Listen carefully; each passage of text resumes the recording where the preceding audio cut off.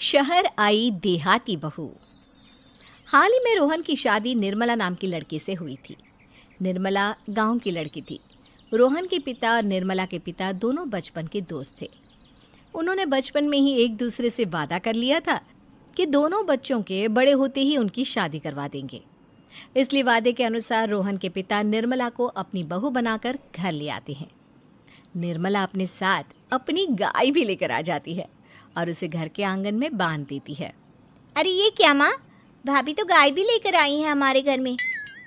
अभी घर में गाय बंधी देखकर आस पड़ोस के लोग तो हमारा मजाक उड़ाएंगे ना। हाँ बेटा, तू ठीक कहती है, लेकिन क्या करूँ मैं। तू तो जानती है तेरे पिता किसी की नहीं सुनते। अरे ये क्या निर्मला, तुम अपने साथ गाय क्यों लेकर आई हो? आपके शहर में पैकेट वाला मिलावटी दूध मिलता है ना, लेकिन मुझे तो रोज ताजा दूध पीने की आदत है। गाय लाकर मैंने ना बहुत अच्छा किया है। अब हम सब रोज ना गाय का ताजा ताजा दूध पियेंगे। अरे ये सब तो ठीक है, लेकिन तुम ध्यान रखना कि तुम्हारी गाय की वजह से आस पड़ोस के लोगों को कोई तकलीफ ना हो। हाँ हाँ, मैं सब देख लूँगी, आप चिंता ना करें।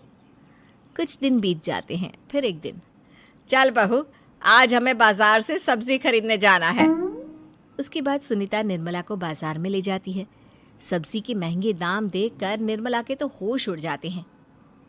ये क्या माँ जी, 1000 रुपये की सब्जी, ये तो बहुत ही ज़्यादा है। अब क्या करे बहू, शहर का तो यही हाल है।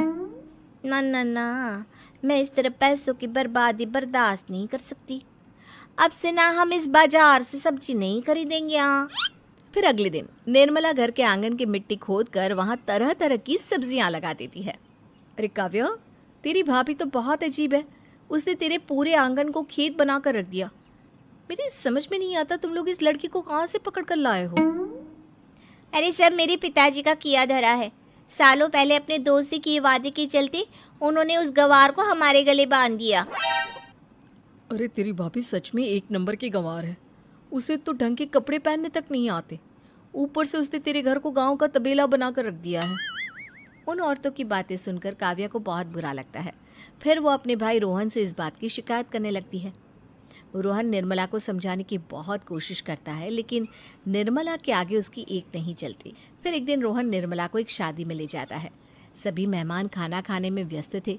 उधर रोहन भी अपने दोस्तों से गप्पे लड़ाने लगता है। तभी निर्मला तंदूरी चिकन के स्टॉल से ढेर सारे लेग पीस उठाकर अपने पर्स में डालना शुरू कर देती है। घर जाने के बाद इसे फ्रिज में रख दूंगी और कल सुबह मच्छी सिखाऊंगी। फिर खाना खाने के बाद दोनों पति पत्नी वहाँ से जाने लगते हैं, लेकिन तभी दुल्हन का भाई उन्हें रोक लेता है। अरे ये सब क्या है? मैंने यहाँ खाना खाने के लिए सबको बुलाया था, खाना चोरी करने के लिए नहीं। तुमने पर्स में जो चिकन के लेग पीस छुपा रखे ना, चलो बाहर निकालो उन्हें।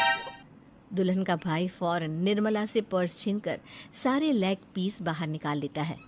मैंने इतना खर्चा करके खाने पीने का इंतजाम किया है और तुम हो कि यहाँ से खाना चोरी करके ले जा रही हो। शर्म आनी चाहिए तुम्हें। वहाँ मौजूद सभी लोग निर्मला को भला बुरा कहने लगते हैं। अपनी बेइज्जती होते देख रोहन दुल्हन के भाई से माफ़ी मांगकर निर्मला को घर ले आता है। निर्मला, आज तुमने सबके सामने मेरी नाक कटवा दी। आखिर तुम्हें चिकन के पीस चुराने की ज़रूरत क्या थी? मुझे माफ़ कर दीजिए रोहन जी। दरअसल ना, हमारे गांव में जब भी शादी होती थी तब मैं और मेरी सहेलियाँ इसी तरह शादी से ढेर सारा खाना लेकर आते थे। मुझे नहीं पता था कि मेरी इस गलती से आपकी इतनी बेइज्जती हो जाएगी। मुझे माफ़ कर दीजिए।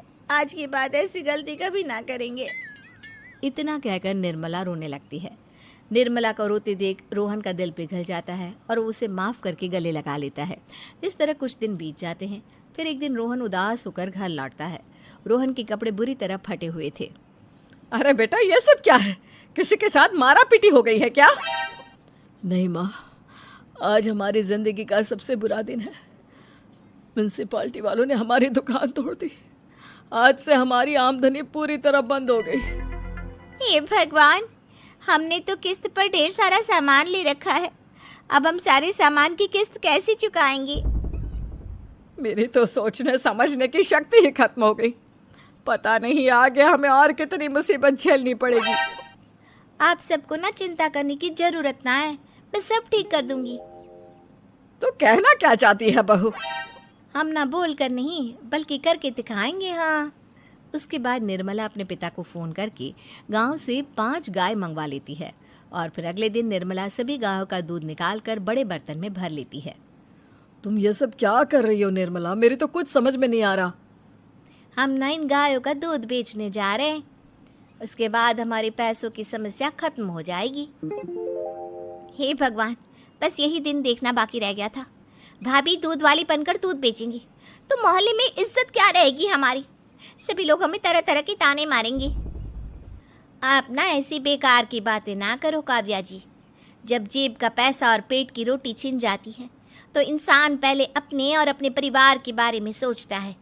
और वैसे भी जिस काम से हमारा घर चले उसकी कभी ना बुराई नहीं करनी चाहिए। फिर निर्मला दूध के 2 बड़े बर्तन साइकिल के दोनों तरफ लटकाकर मोहल्ले में घूमने लगती है। दूध ले लो, दूध, गाय का ताजा ताजा दूध ले लो, बिना मिलावट का शुद्ध दूध ले लो। चलो चलो आओ भाई, जल्दी ले लो। तभी निर्मला के पास कुछ औरतें आती हैं। अरे तुम तो सुनीता की बहू हो ना? तुम इस तरह सड़क पर दूध क्यों बेच रही हो? निर्मला उन दोनों औरतों को अपने घर के हालातों के बारे में सब बता देती है। देखिए, मैंने ना अभी अभी गाय का ताजा दूध निकाला है। आप सब तो रोज पैकेट का दूध पीती हो, आज गाय का ताजा दूध पी कर देखिए, इसकी ना बात ही कुछ और है। हाँ बहू, मुझे तुम्हारी बात समझ में आ गई। लाओ, मुझे 2 लीटर दूध दे दो। उस औरत की देखा देखी बाकी औरतें भी निर्मला से दूध खरीदना शुरू कर देती है। थोड़ी ही देर में निर्मला सारा दूध बेचकर ढेर सारे पैसे इकट्ठे कर लेती है। उसके बाद निर्मला घर जाकर सारे पैसे अपनी सास को पकड़ा देती है। अरे बहू, इतने सारे पैसे! सच में तेरा आइडिया तो काम कर गया। अरे माँ जी, आप तो बस देखती जाइए, कुछ ही दिनों में मैं अपने घर की सारी समस्या खत्म कर दूंगी। हाँ। फिर अगले दिन से निर्मला गायों के गोबर से ढेर सारे उपले तैयार करके बेचना शुरू कर देती है। निर्मला को पैसे कमाते देख रोहन के अंदर भी हिम्मत आ जाती है और वो भी दूध बेचने का फैसला करता है। निर्मला के कहने पर उसके पिताजी कुछ और गायों का बंदोबस्त कर देते हैं।